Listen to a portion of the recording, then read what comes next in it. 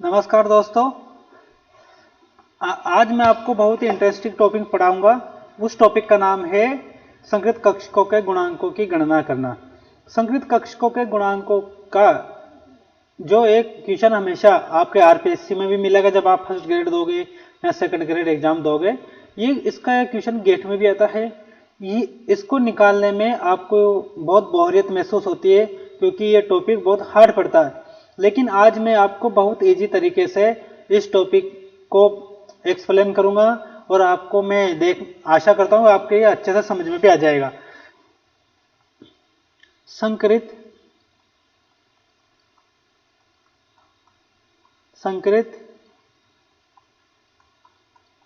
कक्षकों के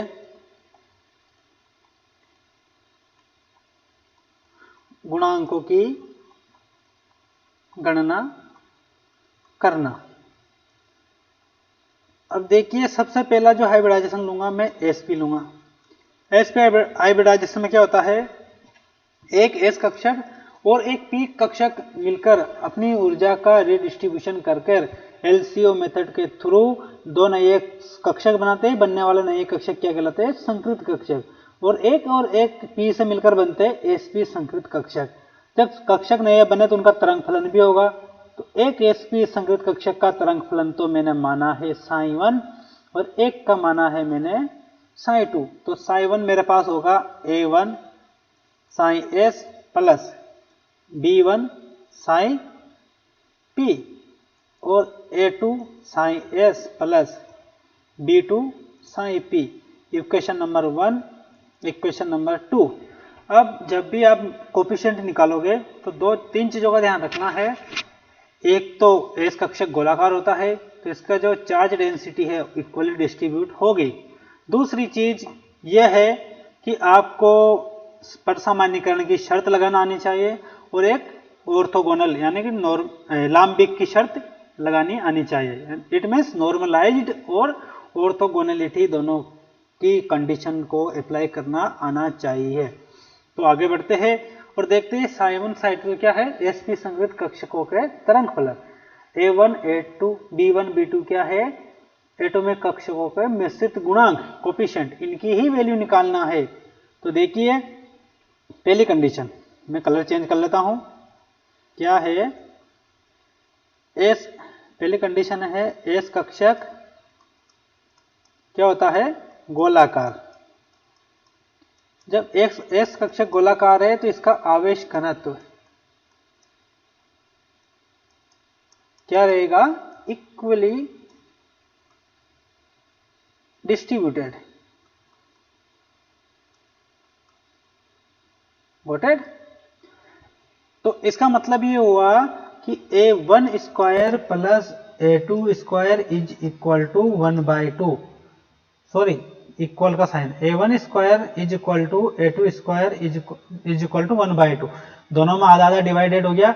A1 square A2 square इसलिए लिखा था कि नॉर्मलाइज्ड करते ही उनका मान क्या हो जाए, साइन का मान 1। तो मेरे पास निकल कर वैल्यू आई A1 is equal to A2 is equal to plus 1/√2 plus minus के, तो प्लस के मानेंगे, ठीक है। ये A1 और A2 की वैल्यू निकल कर आ गई। अब दूसरी शर्त लगाएंगे अपन। दूसरी शर्त में फिर मैं कलर चेंज कर लेता हूं। जो दूसरी शर्त अप्लाई कर रहा हूं वो यूं है, सिंस साई 1 क्या है, परसामान्यीकृत यानी नॉर्मलाइज्ड। जब साई 1 नॉर्मलाइज्ड है तो नॉर्मलाइज्ड की कंडीशन अप्लाई कर देते हैं। इसलिए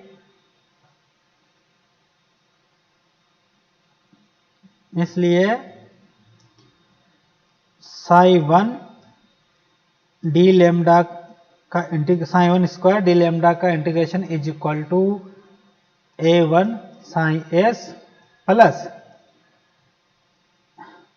B1 साई P का होल स्क्वायर डी लेमडा का इंटीग्रेशन इज इक्वल टू 1। ये होगी मेरे पास परसामान्यीकरण की शर्त। अब खोल लेता हूं मैं, A प्लस B का होल स्क्वायर क्या होता है, A square plus B square plus 2AB होता ना। तो उसके बेसिस पर ही यहाँ पर a प्लस, देखिए integration of a1 sine S square a1 square sine S square D lambda plus b1 square sine P square dot D lambda plus integration of 2a1 b1 dot sine S sine P और D lambda is equal to 1। अब देखिए इन coefficient को मैं बाहर लिख लेता हूं, constant है ना, a1 square sine S square dot d tau plus b1 square sine P square dot D lambda plus 2a1 b1 integration of sine S sine P dot D lambda is equal to 1। चूंकि अपन जानते हैं कि जो परमाणु कक्षक है कौन से, sign S और साइन पी, जो परमाणु कक्षक है साइन एस और साइन पी वो क्या है, ऑर्थोगोनल। ऑर्थोगोनल,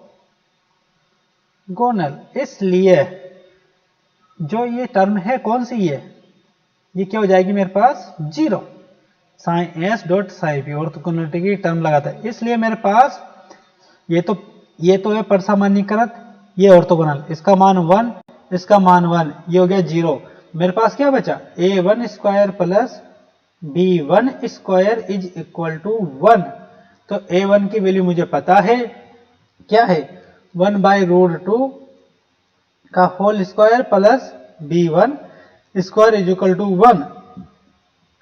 तो मेरे पास जो b1 आएगा वो क्या आएगा, निकलकर 1 माइनस 1/2 का अंडर रूट, मेरे पास आई वैल्यू 1/√2। गॉटेड, ये b1 आ गया। अब मेरे पास a1 a2 की मान आ गया, b1 भी निकल कर आ गया। अब मेरे पास कौन सी वैल्यू कमी है, अब कौन सी वैल्यू की, b2। तो b2 को निकालने के लिए एक सिंपल सा फंडा है, तीसरी शर्त है ना, क्या है तीसरी शर्त, साइन 1 व साइन 2 एक दूसरे के क्या है, ऑर्थोगोनल। इसलिए ऑर्थोगोनलिटी की क्या लगा देंगे अपन, कंडीशन, है ना। अतः देखो sine 1 dot sine 2 multiply by, है ना, और D lambda is equal to integration of a1 sine S dot a2 और sine S d lambda is plus b1 sine P dot b2 sine P dot D lambda is equal to 0, क्योंकि इसका मान क्या है 0, है ना। अब मेरे पास देखो एक बार जमा कर लिख लेता हूं ताकि आपको कोई प्रॉब्लम नहीं आए। मैं a1 a2 को तो बाहर लिख देता हूं, साइन एस का स्क्वायर डॉट डी लैम्डा हो जाएगा ना, प्लस b1 डॉट b2 को बाहर लिख देता हूं और sine P square D lambda is equal to 0। ये नॉर्मलाइज्ड बन गया 1, इसकी वैल्यू भी 1, इसलिए मेरे पास a1 dot a2 plus b1 dot b2 is equal to क्या है 0। अब मेरे पास किसकी वैल्यू पता है, मुझे b2 की वैल्यू निकालना है। तो a1 पता है, अरे b1 कहां चला जाएगा, अपॉन में, और ये है माइनस। गोटेड, a1 कितना है 1/√2, a2 कितना है 1/√2 और b1 कितना है 1/√2। तो देखो 1/√2 से 1/√2 फिनिश, तो मेरे पास बचा 1/√2 और किसका, माइनस का। तो मेरे पास b2 की वैल्यू आ गई। इसका मतलब ये हुआ कि मेरे पास जो वैल्यू निकल कर आए है ना, वो A1 A2 B1 B2 दोनों आ गई।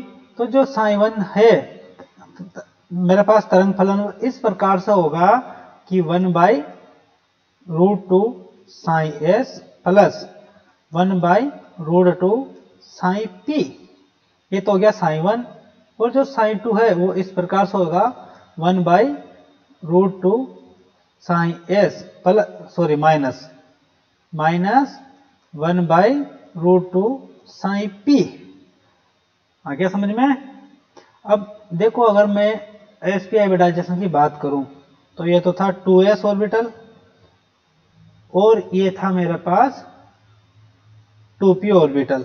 2p में भी कौन सा लिया मैंने, एक लिया px वाला है ना, x ये माइनस और ये प्लस, दो लोब है ना इसमें।